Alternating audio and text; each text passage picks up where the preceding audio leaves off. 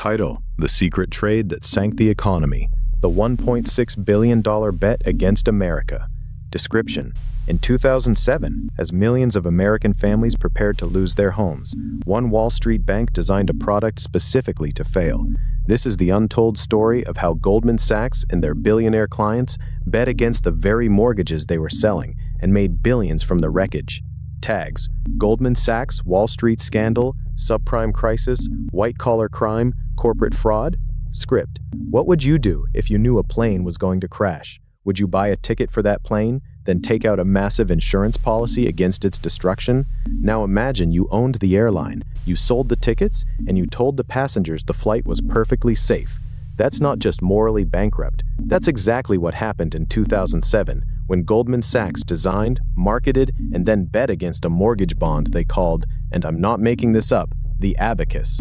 This is the story of a trade so predatory, so calculated, that it would result in a $500 million settlement, a Senate investigation, and a criminal charge against a single young banker who would become the face of Wall Street's betrayal of Main Street.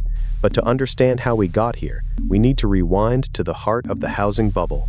By 2006, the American dream of homeownership had been twisted into a casino. Banks were handing out mortgages to anyone with a pulse. Ninja loans, they called them. No income, no job, no assets. These loans were then bundled together into mortgage-backed securities. Wall Street sliced them, diced them, and sold them to pension funds, insurance companies, and foreign banks as safe, AAA-rated investments. The ratings agencies rubber-stamped them. The regulators looked the other way. And somewhere in a corner office at Goldman Sachs headquarters at 85 Broad Street, a group of traders saw something the rest of the world missed. This whole thing was a house of cards, but instead of warning the public, they smelled profit. Enter John Paulson, not to be confused with the Treasury Secretary Hank Paulson. John Paulson was a hedge fund manager who in 2006 made a $1 billion bet that the housing market would collapse. He didn't just see the crash coming, he wanted to cause it.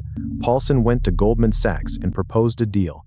Build me a synthetic CDO, a bundle of credit default swaps, made entirely of the riskiest, most toxic subprime mortgages you can find. I want to bet against every single one of them. And Goldman said yes. But there was a problem. To make this trade work, they needed a buyer. They needed someone on the other side of the bet, someone willing to take the opposite position, to bet that these mortgages would pay out. Because every trade has two sides, and Paulson needed a loser. Goldman found one. They pitched this product to a German bank called IKB, Deutsche Industriebank, and to an investment firm called ACA Management. Goldman told them this was a carefully selected portfolio of mortgage bonds, hand-picked by an independent manager. They presented it as a safe, conservative investment. What they didn't tell IKB or ACA was that the manager was not independent at all. The portfolio was actually selected by John Paulson, the man who was betting billions against it. They didn't mention that Paulson had specifically chosen the worst possible loans. They didn't mention that Goldman itself was also betting against the deal. This is the Abacus 2007 AC1. It was a synthetic CDO worth roughly $1.6 billion, and from the moment it was created, it was designed to fail. Let me paint you a picture of what happened in that room. Fabrice Touré, a 27-year-old vice president at Goldman Sachs, was the man on the ground. In his internal emails, later released by the SEC, Touré joked about the deal. He called it a thing which nobody understands. He wrote to his girlfriend, "I'm the only one who can save the world from this abomination." But instead of saving the world, he was building the bomb. In one particularly damning email, Touré referred to the Abacus product as that shitty deal. Another email showed him bragging that he was the stand-up guy who was putting this together. But perhaps the most infamous line came when he wrote, "The whole building is about to collapse any time now. Only potential survivor, the fabulous Fab." He knew the roof was caving in, and he was selling the furniture. Meanwhile, the investors buying into Abacus had no idea. IKB Deutsche Industriebank invested $150 million. They trusted the Goldman Sachs brand. They trusted the ratings agencies. They trusted that the product was what it said it was. By October 2007, the subprime market was in free fall. The Abacus CDO began to collapse. By 2008, IKB was effectively bankrupt, bailed out by the German government to the tune of billions. ACA management went under completely. The losses cascaded, and John Paulson, he made roughly $1 billion in profit from the trade. Goldman Sachs collected $15 million in fees and hedged its own exposure, betting against the same product it had sold. But here's the truly sickening part. This wasn't an accident. This wasn't a failed investment strategy. This was a deliberate, engineered collapse. Goldman Sachs had created a weapon, aimed it at their own clients, and pulled the trigger. They didn't break any specific criminal law, not at the time anyway. They just exploited the system so ruthlessly that even the SEC, an agency notorious for being asleep at the wheel, had to act. In April 2010, the SEC filed civil fraud charges against Goldman Sachs. The charge? Defrauding investors by failing to disclose that the portfolio was selected by a hedge fund betting against it. The entire financial world watched. For the first time, a major Wall Street bank was being held publicly accountable for the crisis.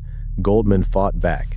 They said sophisticated investors should have done their own research. They argued that IKB and ACA were professional firms, not innocent widows. But the evidence was damning. The emails, the internal memos, the fact that Goldman had let Paulson choose the assets, then marketed it as an independent selection. In July 2010, Goldman Sachs settled for $550 million, the largest penalty ever levied against a Wall Street firm at the time. They admitted no wrongdoing. Fabrice Touré fought the charges alone. In 2013, a jury found him liable for 6 counts of securities fraud. He was fined and banned from the securities industry, but he didn't go to jail. He didn't pay out of his own pocket. He walked away with his millions. And here's the question that still haunts this story. What about John Paulson? What about the man who actually designed the bet against America? He was never charged. He was never even investigated. He testified before Congress and said, "We didn't force anyone to buy anything." And in the eyes of the law, he was right. So let's be clear about what the abacus trade represents. It represents the moment Wall Street stopped being a market and became a casino where the house always wins. It represents the moment when selling a product designed to fail became acceptable business practice. It represents the millions of families who lost their homes, not because of bad luck, but because a handful of people in suits decided that greed was a strategy. The abacus deal is not just a scandal, it's a blueprint. It shows you how the system was rigged from the top down, and it reminds us that even when we catch them red-handed, the punishment is a fine, a settlement, and a walk into the sunset. The next time you hear someone say, Wall Street learned its lesson from 2008, remember the abacus. Remember the emails. Remember that Fabrice Touré was just the patsy, the one they threw to the wolves while the real masterminds counted their billions. And ask yourself, if this is what they got caught doing, what are they doing right now in those glass towers with those screens while you sleep? Subscribe for more corporate crime.